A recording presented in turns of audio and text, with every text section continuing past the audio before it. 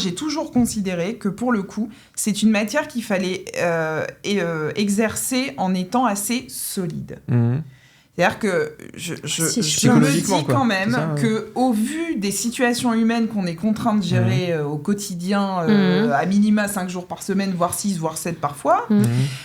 qui peuvent aussi déraper. Voilà. Moi, je suis complètement d'accord avec toi. Si on n'est pas soi-même bien ancré, bien solide, la tête sur les épaules... Moi, je rajouterais... Je suis d'accord qu'il faut être solide et je rajouterais même qu'il faut être au clair.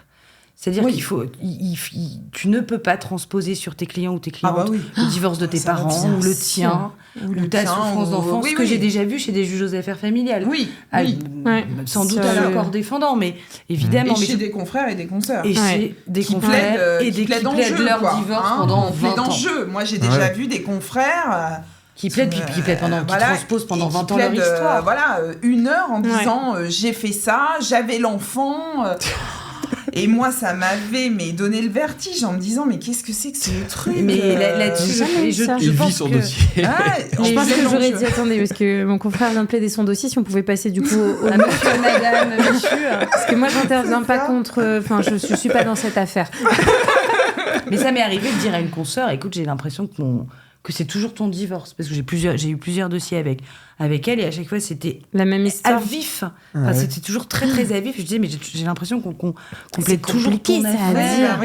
Un confrère. Ben, ça lui a fait, je lui ai dit doucement, enfin j'ai essayé, et ça lui a fait prendre un peu de recul. Tout de suite elle s'est arrêtée, effectivement.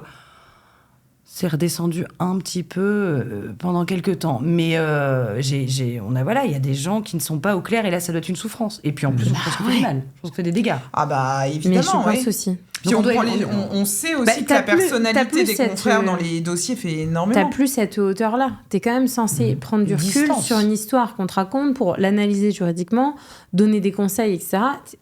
Puis rester à 100% sur le dossier sans y ajouter quelque chose d'autre. Donc il faut qu'on soit effectivement solide. Et puis rester professionnel, en fait. Les soucis de nos enfants, et puis assez au clair. C'est-à-dire qu'à un moment donné, on est avant tout des professionnels.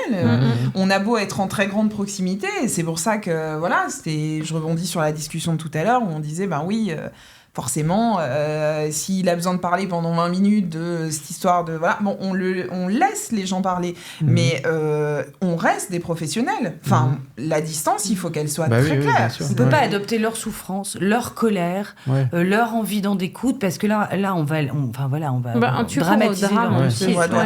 Mais ça tient à votre personnalité, je pense. Parce que moi, par exemple, j'aurais beaucoup de mal. Moi, j'aurais énormément de mal. Quelqu'un viendrait me voir avec un problème. Mais toi, on a bien compris que tu n'aimais pas parler aux gens. Donc déjà... Toi aussi, tu aurais du mal. Non, mais c'est pas... Je pense pas, parce qu'intellectuellement, on se dit que c'est forcément difficile. Moi, mes amis me demandent à longueur de temps si je n'ai pas de la peine pour mes clients ou mes clientes, si ça m'empêche pas de dormir. Ouais, mais moi, j'ai besoin de m'approprier le problème, en fait. Moi, j'aurais besoin de me l'approprier pour être efficace. Enfin, je sais pas. En tout cas, moi, quand quelqu'un vient me voir avec un problème... C'est toi qui plaides avec les jeux. et pour être efficace, en fait, je suis obligé de me l'approprier, ce problème. Mais je pense j'aurais beaucoup de mal à... Ça, c'est l'expérience. Ah, voilà, c'est-à-dire qu'avec l'expérience, on a la distance. Sur les 3-4 premières années... Au début, tu prenais de plein fouet les dossiers, c'était les tiens, c'était... Oui, bien sûr. Moi, pas. Moi, oui. Alors moi, paradoxalement, il y a une perméabilité qui arrive maintenant qui était quasiment absente au début. Moi, c'est plutôt l'inverse. Oui, non, mais je ne m'y attendais pas. Je m'attendais en vieillissant à de plus en plus cool. Et en fait, alors c'est rare, mais à la marge, parce qu'on rencontre quand même, faut le dire, des situations quelquefois ubuesques et dramatiques. Enfin, on voit des choses, des gens vivent des choses. Dans une détresse absolue. Dans une détresse totale. Ils vivent des choses qu'on n'imagine pas, et puis ils nous le racontent à 40 cm de distance. Donc effectivement, il m'arrive, c'est assez rare, mais il m'arrive quand même j'ai 2-3 dossiers en tête que je porte un peu. Que je continue à porter un peu, qui ne s'en vont pas en claquant la porte du cabinet. Moi, c'est un peu l'inverse. Moi, j'allais dire, ça va plus être... C'est pas des dossiers, ça va être des événements. Il va se passer un truc, tu vois, le truc qui dérape, ou que t'as pas vu venir, ou ça s'accélère, alors que clairement, on avait blindé les choses. Ça va me... Je vais le porter un peu. C'est-à-dire que je vais pas être hyper cool avec mes enfants le soir si à table on n'a pas débarrassé. C'est un vrai sujet parce qu'on n'a pas. Mais c'est plus des événements, c'est pas tout le dossier que je vais porter. Je comprends ça et pour le coup il y a aussi le fait qu'on peut perdre des clients malheureusement. Ça par exemple, voilà, c'est pour ça que je parle d'événements. C'est-à-dire que j'ai pas l'impression de le porter toute ma vie. Ça c'est des choses qu'en tout cas moi je vis encore extrêmement difficilement. Mais vis-à-vis desquels j'ai la sensation quand même qu'avec l'expérience, je réussis à prendre une distance que je ne prenais pas avant. Il nous manque quand même un endroit où déposer. En tant que profession libérale, en entreprise, où je sais que dans la magistrature, dans certains... Tu l'as, parfois, tu as des groupes d'analyse de pratique ou des choses comme ça, c'est l'occasion aussi de... mais c'est quand même à la marge. Et c'est peu institutionnalisé. Je sais que dans certains services du tribunal... ils ont une supervision une fois par mois ou une fois tous les 2 mois avec des professionnels qui viennent, ils font une table ronde. Il y a un psychologue notamment, je crois, et puis quelques autres professionnels.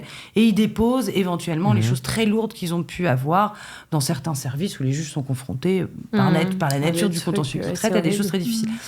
Et nous, déjà, on est en libéral, donc on est toujours un peu seul quand même dans ces domaines-là. On a des institutions ordinales, on ne prend jamais le temps de faire quelque chose qui sort du cabinet. Voilà. Mais peut-être qu'il faudrait envisager, alors une fois par mois c'est colossal, mais de temps en temps ou à la demande, une supervision ou une table ronde ou quelque chose où on puisse déposer un petit peu. J'en ressens pas un besoin hebdomadaire ni même mensuel. Non, mais c'est une réflexion sur des événements spécifiques. Une fois de temps en temps, je pense que peut-être que je me serais allégée très vite en discutant dans une table ronde avec un psychologue et 5 consoeurs ou confrères. Après, c'est un peu le rôle du conjoint aussi. C'est vrai. Qui prend... C'est vrai. Alors, évidemment, et puis il y a aussi le rôle, mais c'est pour ça, moi, j'ai pas le même ressenti, il y a aussi le rôle de l'expérience. C'est-à-dire que typiquement, moi, quand j'ai démarré, en plus, je faisais beaucoup de droit pénal et puis pour le coup, des dossiers très, très, très, très lourds. Donc, j'ai été projetée dans ce monde qui est un monde hors de notre réalité de tout à chacun. Tant mieux, de quotidien. Et heureusement. En voyant aussi, en travaillant sur des dossiers, en voyant des images, en voyant des choses, en recevant les gens qui ont vécu des drames absolus. Voilà, il faut à 26, 27 ans, quand on démarre et qu'on est un bébé avocat, comme j'ai souvent tendance à dire, avec du lait qui nous coule du nez, il faut quand même être outillé, quoi.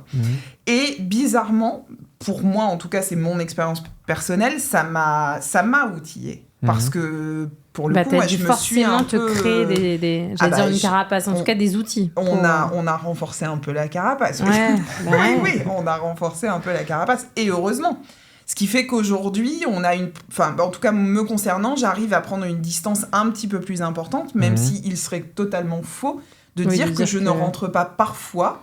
avec ça dans mon sac en rentrant et que j'ai pas des choses qui m'ont contrariée, des gens qui sont vraiment dans des détresses extrêmement importantes ou bien parfois où on n'a pas la décision attendue et où les gens c'est un drame et on est nous le vecteur de l'annonce qui va pulvériser leur vie et leur rapport à leurs enfants, etc.